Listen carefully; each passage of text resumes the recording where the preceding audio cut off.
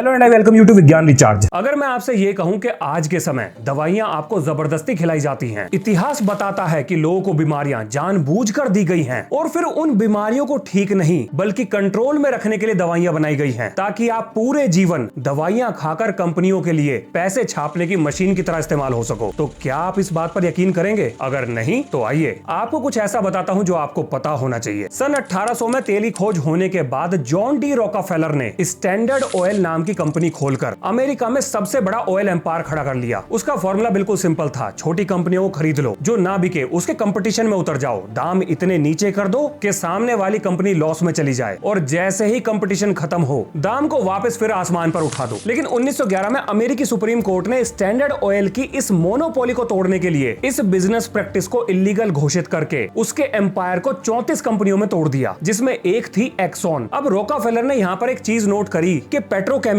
सिर्फ ईंधन की तरह ही नहीं बल्कि दवाइयां बनाने में भी इस्तेमाल हो सकते हैं और पेट्रोकेमिकल से दवाइयां बनाने की जिम्मेदारी दी गई एक्सॉन को। लेकिन मार्केट में इन दवाइयों को कोई खरीदेगा क्यों जब इन दवाइयों को कोई प्रिस्क्राइब भी ना करे तो? क्योंकि उस वक्त अमेरिका में हर्बल और नेचुरोपैथी ट्रीटमेंट यही लोगों के बीच में सबसे ज्यादा पॉपुलर थे। वहां के डॉक्टर्स पेड़ पौधे और जड़ी बूटियों से दवाइयां बनाकर लोगों को दिया करते थे। अब यहाँ पर रॉकफेलर ने एक मास्टर स्ट्रोक खेला। उसने अपने दान दक्षिणा के हथियार का इस्तेमाल यानी कि फिलैंथ्रोपी का इस्तेमाल करके 1910 में फ्लेक्सनर रिपोर्ट पब्लिश करवाई और इसको पब्लिश करने वाला था कार्नेगी फाउंडेशन। इस रिपोर्ट में नेचुरोपैथी और हर्बल मेडिसिन को अनसाइंटिफिक डिक्लेयर कर दिया गया, जिसका इतना जबरदस्त असर हुआ कि नेचुरल मेडिसिन पढ़ाने वाले कॉलेजेस की फंडिंग बंद हो गई। सिर्फ उन्हीं मेडिकल कॉलेजेस को पैसा मिलने लगा जो एलोपैथी और पेट्रोकेमिकल बेस्ड ड्रग्स को प्रमोट करने या पढ़ाने का काम कर रहे थे। धीरे धीरे अमेरिका का पूरा हेल्थ केयर सिस्टम नेचुरोपैथी से उठकर ड्रग्स और सर्जरी के मॉडल पर शिफ्ट हो गया। अब जरा कार्नेगी फाउंडेशन के बारे में सुनो। हेनरी फोर्ड कार बनाता था। कार बनाने के लिए स्टील चाहिए और वो स्टील कार्नेगी स्टील कंपनी से आता था। स्टील को ट्रांसपोर्ट और कार को चलाने के लिए ईंधन चाहिए, वो रॉकफेलर की कंपनी देती थी। मतलब हेनरी फोर्ड, कार्नेगी और रॉकफेलर ये तीनों एक इनविजिबल चेन से जुड़े हुए थे और तीनों ही दान दक्षिणा का खेल खेलते थे। रॉकफेलर ने रॉकफेलर फाउंडेशन और कार्नेगी ने कार्नेगी फाउंडेशन की स्थापना कर रखी थी और इन्हीं की मदद से पूरी दुनिया में अपने नैरेटिव को प्रमोट करते थे। अब वापस चलते हैं अपनी कहानी पर। डॉक्टर्स वही सिलेबस पढ़ रहे थे जो रॉकफेलर चाहता था, वही दवाइयां लिख रहे थे जो फार्मा कंपनी बना रही थी। हर्बल मेडिसिन के खिलाफ नेगेटिव मीडिया कैंपेन चलाकर रही सही कसर भी पूरी कर दी गई और नई दवाइयों को मॉडर्न साइंस बताकर उनका ब्रांड बनाया गया और ये था फार्मा एम्पायर के जन्म का असली कारण। अब आगे सुनिए। अब हर्बल मेडिसिन बनाने वाली कंपनीज बंद होने से बचने के लिए केमिकल बेस्ड मेडिसिन को बनाना शुरू कर देती हैं। इन दवाइयों का असली मकसद पेशेंट को ठीक करना नहीं बल्कि उसे परमानेंट कस्टमर बनाना था। रॉकफेलर ने सिर्फ ऑयल को ही कंट्रोल नहीं किया बल्कि हेल्थ केयर की तस्वीर ही बदल दी, यानी जितने ज्यादा बीमार लोग उतना ही ज्यादा पैसा। अब ये सब करने के बावजूद भी रॉकफेलर को और पैसे चाहिए थे और पैसे तभी आएंगे जब और ज्यादा लोग बीमार पड़ेंगे। तो अब सवाल था ये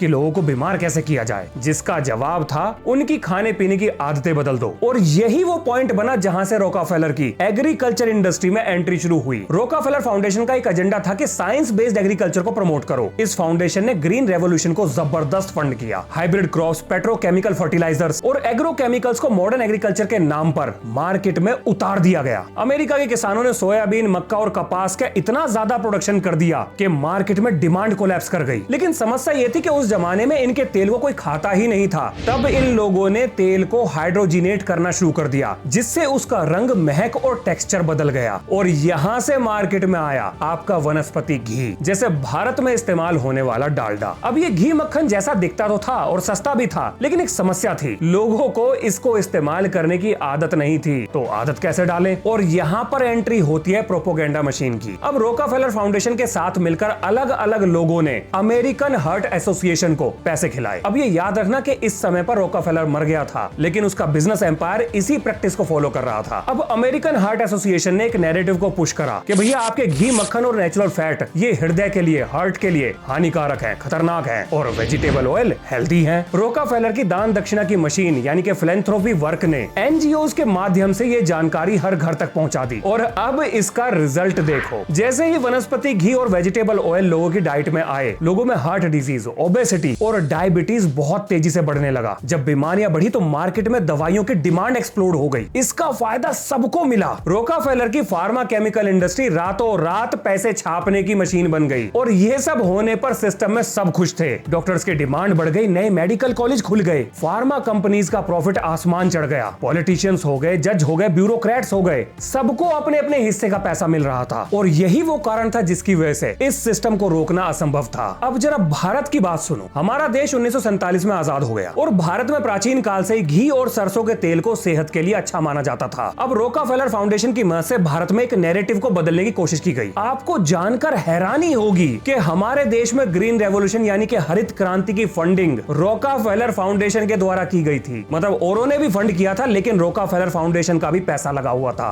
और इसी के बाद भारतीय किसान फर्टिलाइजर बेस्ड खेती पर शिफ्ट हो गए थे। एक और नैरेटिव पुश किया गया कि भारतीयों की डाइट में प्रोटीन की कमी है और हमारे यहाँ खाए जाने वाला घी मक्खन हृदय के लिए हानिकारक है। और यहीं से भारत में वनस्पति घी की एंट्री के लिए एक जमीन तैयार कर दी गई। अमेरिका ने भारत पर दबाव बनाया और वनस्पति घी बनाने का कच्चा माल भारत में डंप करना शुरू कर दिया। गलत नैरेटिव और सस्ते के चक्कर में आकर लोग घी को छोड़कर वनस्पति घी पर शिफ्ट हो गए और इसके बाद भारत में शुरू हुआ बीमारियों का विस्फोट और दवाइयों की दुकान यहाँ भी चलने लगी। इस मामले में गाँव की हालत शहर से काफी बेहतर थी, क्योंकि गाँव के लोग इतनी जल्दी अपनी आदतें नहीं बदलते। वैसे इस वीडियो को बनाने में मैंने जो भी मटेरियल इस्तेमाल किया है वो आपको विज्ञान रिचार्ज के व्हाट्सएप चैनल पर पढ़ने के लिए मिल जाएगा। आपको सारे सबूत दूंगा पढ़ने के लिए। अब जरा आगे सुनिए। तो जी अब आता है समय 1950 का। डॉक्टर एंसल कीज ने वनस्पति घी में ट्रांस फैट की जानकारी देकर उन्हें हार्ट किलर घोषित कर दिया। 2015 में अमेरिका ने पूरी तरह से वनस्पति घी पर बैन लगा दिया। लेकिन भारत में क्या हुआ? ज्यादा कुछ नहीं, बस लेबल और परसेंटेज का नाटक। मतलब कंपनीज को बोला गया कि भैया 10% से ज्यादा ट्रांस फैट इसके अंदर नहीं होने चाहिए और थोड़ा पैकेट की लेबलिंग वगैरह ठीक कर लो और इसे घी बताकर मत बेचो, वनस्पति बोलकर बेच सकते हो। हाँ जी, बस इतना ही हुआ था। अब जरा आप ये समझो कि रोकाफेलर की वजह से जो केमिकल इंडस्ट्री खड़ी हुई थी उसने आम लोगों को कैसे रगड़ कर रख दिया। 1970 और 80 के दशक में कोलेस्ट्रॉल को इतना हाइप कर दिया गया कि लोगों ने लाइफ लॉन्ग उसकी मेडिसिन खानी शुरू कर दी, जिसका नतीजा निकला ये कि कोलेस्ट्रॉल को कंट्रोल करने वाली दवाइयां दुनिया में टॉप सेलिंग मेडिसिन बन गई। इसके बाद एक थ्योरी पुश करी गई केमिकल इम्बैलेंस की, कि ब्रेन में केमिकल इम्बैलेंस होने की वजह से लोग डिप्रेशन में जा रहे हैं, जिसका आज तक कोई सॉलिड प्रूफ नहीं मिला है। लेकिन फिर भी एंटी डिप्रेसेंट की मल्टी बिलियन डॉलर मार्केट खड़ी हो गई। डायबिटीज, बीपी, हार्ट डिजीज, ये बीमारियां तो फार्मा कंपनीज के लिए सोने का अंडा देने वाली मुर्गियां हैं। इन बीमारियों को खत्म करने के लिए दवाई नहीं खोजी गई, बल्कि इन्हें कंट्रोल किया गया ताकि लोग दवाइयां खाते रहें और पैसा आता रहे। क्योंकि अगर एक बार इन बीमारियों का परमानेंट इलाज मिल जाता तो मेडिसिन इंडस्ट्री का कस्टमर खत्म हो जाता। भाई साहब, डायबिटीज आज के समय मल्टी बिलियन डॉलर कमाने वाली बीमारी है। इसके नाम पर ही तो दवाइयां बिक रही हैं। आप जरा ये सुनो, अल्सर को पहले स्ट्रेस डिजीज के नाम से जाना जाता था। डॉक्टर्स अपने मरीज को एंटासिड देकर फार्मा कंपनीज को बिलियंस ऑफ डॉलर कमाने में मदद कर रहे थे। फिर 1982 में बैरी मार्शल और रॉबिन वैरन ने ये साबित कर दिया कि अल्सर बैक्टीरिया की वजह से होता है और उसे एंटीबायोटिक्स देकर ठीक किया जा सकता है। उनकी बातों पर किसी ने यकीन नहीं करा, उनकी रिसर्च को दबाने की कोशिश की गई। फिर इन दोनों साइंटिस्ट ने अपने खुद के ऊपर एक्सपेरिमेंट किए और अपनी बात को सिद्ध करने के बाद इन्हें बाद में चलकर नोबेल प्राइज दिया गया। यही हाल आपके पोलियो वैक्सीन का था। 1955 में जोनास साल्क ने पोलियो का जब परमानेंट इलाज दे दिया तो रिहैब और लाइफ लॉन्ग सपोर्ट प्रोवाइड करने वाली कंपनीज पूरी तरह से रातों रात खत्म हो गई थी। लोगों के धंधे बंद हो गए थे। एक दवा थी ऑक्सीकॉन्टिन, इसको नॉन एडिक्टिव बताकर प्रमोट किया गया था। डॉक्टर्स को इंसेंटिव दिए गए ताकि वो इस दवाई को लिखें। नतीजा, लाखों लोग इसके एडिक्ट बन गए, जिसमें से हजारों लोग मारे गए। जब कोर्ट केस हुआ तो ये पता लगा कि कंपनी को ये बात पहले से ही पता थी कि ये दवाई एडिक्टिव है, लेकिन फिर भी जानबूझकर ये बात छुपाते हुए इसको बाजार में बेचा गया। VIOXX इस दवा को अर्थराइटिस में पेन किलर की तरह इस्तेमाल किया जाता था, लेकिन ये दवा दिल के लिए बहुत खतरनाक थी। इसकी वजह से हार्ट अटैक आने के चांसेस बहुत ज्यादा थे। फिर भी इस कंपनी ने इस बात को छुपाए रखा। 20 लाख से ज्यादा लोगों ने इस दवाई को इस्तेमाल करा और 60,000 लोग इस दवा की वजह से मारे गए। जब अमेरिका में कंपनी पर केसेस हुए तो कंपनी को मुआवजे के तौर पर बिलियंस ऑफ डॉलर्स खर्च करने पड़े। पर भाई साहब, वो अमेरिका था, वहाँ कानून काम करता है। अगर हमारे यहाँ किसी कंपनी पर केस करना पड़ जाए तो केस लड़ने में जमीन जायदाद बिक जाएगी। आप जरा क्लासिक मोसांटो केस सुनो। एक कंपनी थी मोसांटो, वो वीड किलर यानी कि घास फूस को मारने वाली दवा बनाती थी। उस दवा में जो एक्टिव इंग्रेडिएंट था वो था ग्लाइसोफेट। ये आज भी भारत में बिकता है। अब रिसर्च से ये पता लगा कि ये चीज कैंसर कर सकती है। इस कंपनी के ऊपर केस हुआ तो पता लगा कि कंपनी को ये बात पहले से ही पता थी, लेकिन फिर भी कंपनी ने फेक रिसर्च छपवाई। अमेरिका की एनवायरमेंटल प्रोटेक्शन एजेंसी के अधिकारियों को पैसे खिलाए और लगातार अपना प्रोडक्ट मार्केट मार्केट में बेचती रही और इसके बाद मोसांटो को खरीद लिया बेयर ने। अब बेयर कैंसर ट्रीटमेंट की दवा बनाती है। अब जरा आप चीजों को जोड़ो, एक ही कंपनी ऐसी चीज बना रही है जो कैंसर करती है और वही कंपनी कैंसर के इलाज में इस्तेमाल होने वाली दवाइयां भी बना रही है। क्या अभी भी आपको ऐसा लगता है कि आप बाई चांस बीमार होते हो? अब इससे ज्यादा मैं और क्या कहूं। लेकिन अब बड़ा सवाल यह है कि आखिर ये सिस्टम काम कर कैसे रहा है।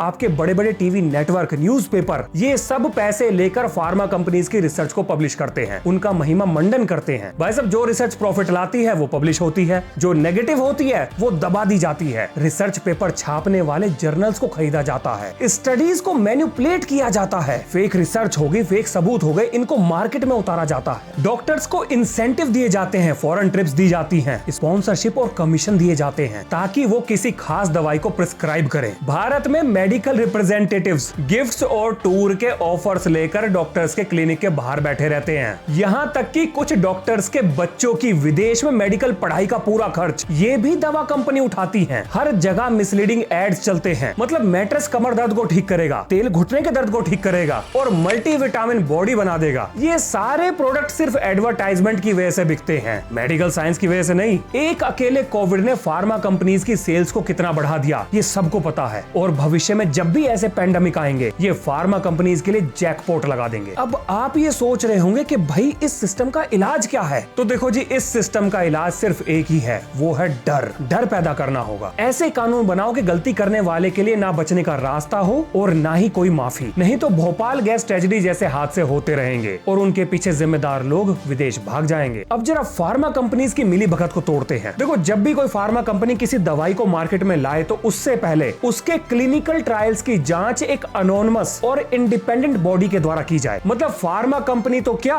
किसी गवर्नमेंट ऑफिशियल को भी ये बात ना पता हो कि आखिर उस दवा की जांच कर कौन रहा है और इस सारी जांच का खर्चा फार्मा कंपनी बियर करेगी। अगर रिपोर्ट गलत आती है तो जुर्माना और पेनल्टी, और अगर सही आती है तभी वो दवा मार्केट में उतारी जाए। और बिल्कुल यही सेम सिस्टम खेती में इस्तेमाल होने वाली दवाइयों पर भी लगना चाहिए। इसके अलावा आपको ये भी याद होगा कि भारत में देसी घी और सरसों के तेल को डेमोनाइज किया गया था, यानी कि उसे हार्ट के लिए अनहेल्दी बताकर अनपॉपुलर करने की कोशिश की गई थी। भाई साहब, हमें अपने लाइफस्टाइल और खाने में बदलाव करने पड़ेंगे। आप जरा लोगों का दोगलापन देखो। जो एक्टर्स खुद बर्गर नहीं खाते वो बर्गर का ऐड कर रहे हैं, जो शुगर नहीं खाते वो सोडा ड्रिंक को प्रमोट कर रहे हैं। किसी को डर के आगे जीत चाहिए तो किसी को कुछ तूफानी करना है। ये सब देखकर आपको सवाल पूछना चाहिए कि भाई साहब, किसी का ईमान या जमीर जिंदा है या मर गया? लोगों को ऐसी चीजें खाने पीने के लिए वो लोग प्रमोट कर रहे हैं जो वो खुद कभी नहीं खाते। ये सब के सब मुंह के अंदर पैसे ठूस कर बैठे हैं। हमें अपने देश की पुराने खाने पीने की आदतों को अपनाना पड़ेगा। मोटे अनाज जैसे ज्वार, बाजरा, रागी ये सेहत के लिए अच्छे होते हैं। आज यही चीजें फॉरेन कंपनी हमारे देश में ब्रांड बनाकर बेच रही हैं। मतलब जो ओट्स हमारे दादा परदादा के जमाने में खाए जाते थे, आज वो हम पैकेट में खरीद कर खा रहे हैं। बहुत से देशों में तो प्रोसेस्ड फूड के ऊपर वार्निंग लिखी होती है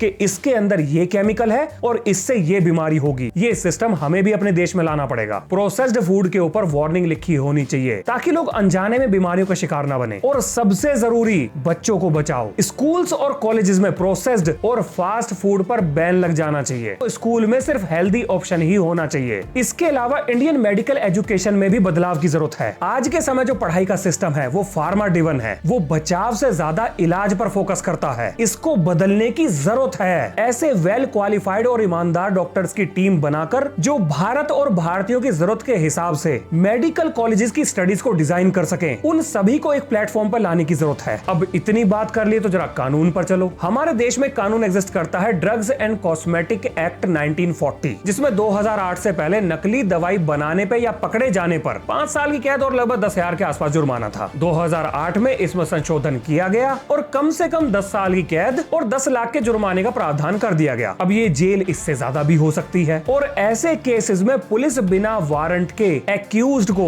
गिरफ्तार करके जेल भेज सकती है और उसे बेल नहीं मिलेगी। अब आपको ऐसा लग रहा होगा कि बहुत सख्त कानून है भाई, आइए इसकी जरा सख्ती दिखाता हूं आपको। भाई साहब, कोविड में नकली दवाई बेचने वाले को मिलॉर्ड ने जमानत दे दी थी, तो कानून बनाने से क्या होता अगर वो लागू ही ना हो तो? हमारे सिस्टम में बहुत लूप होल्स हैं, इन्हें भरने की जरूरत है। जिटर में छपी हुई एक रिपोर्ट के हिसाब से भारत में 20% दवाइयां नकली हैं, यानी हर 10 में से 2 दवाई नकली हैं, जिसको रोकने के लिए हमें और सख्त कानून चाहिए। सबसे पहले फेक मेडिसिन के लिए जीरो टॉलरेंस। हर दवा के ऊपर एक उसका यूनिक QR कोड होना चाहिए, जिससे उसकी मैन्युफैक्चरिंग डेट, उसकी ऑथेंटिसिटी, उसकी एक्सपायरी और उसके सस्ते अल्टरनेटिव की जानकारी मिल सके। अगर वहां से डाटा ना मिले तो तुरंत उसकी कंप्लेंट की जानी चाहिए। जिसके बाद रिटेलर, डिस्ट्रीब्यूटर, मैन्युफैक्चरर सबको लाइन हाजिर कर दो। और अगर यहाँ पर कंप्लेंट झूठी निकले तो जिसने कंप्लेंट करी उसको पकड़ो। कानून के सामने सब बराबर हो, मतलब जो पकड़ा जाए उसकी प्रॉपर्टी को सीज करो, उम्र कैद हो। हमारे समाज को ऐसे व्यक्ति की कोई जरूरत नहीं जो समाज के ही नाश पर तुला हुआ हो। रॉकफेलर ने एक सेंचुरी पहले एक सिस्टम बनाया था जिसमें प्रॉफिट इंसानियत से ज्यादा बड़ा था। और अब वक्त आ गया है कि भारत एक नया सिस्टम बनाए जहां पेशेंट एक कस्टमर नहीं बल्कि इंसान हो और गलती करने वाला डरे बचकर ना निकल पाए। अब यहाँ पर एक बात ऐड करनी बहुत जरूरी है। मॉडर्न एलोपैथी गलत नहीं है, सारे ड्रग मैन्युफैक्चरर भी गलत नहीं है, ना सारे डॉक्टर्स गलत हैं। लेकिन इतिहास हमें ये बताता है कि इस सिस्टम की शुरुआत गलत तरीके से हुई थी, इसके पीछे मोटिव गलत था। वैसे भी अगर दुनिया में सही चीजें या सही लोग ना होते तो अब तक ये सिस्टम आधी दुनिया को निपटा चुका होता। बाकी अगर आपको भी कोई अपनी तरफ से सजेशन देना हो तो कमेंट बॉक्स खुला है। तो इसी नोट के संग ये है इस वीडियो का अंत। मिलते हैं नेक्स्ट वीडियो में। जय हिंद, जय भारत।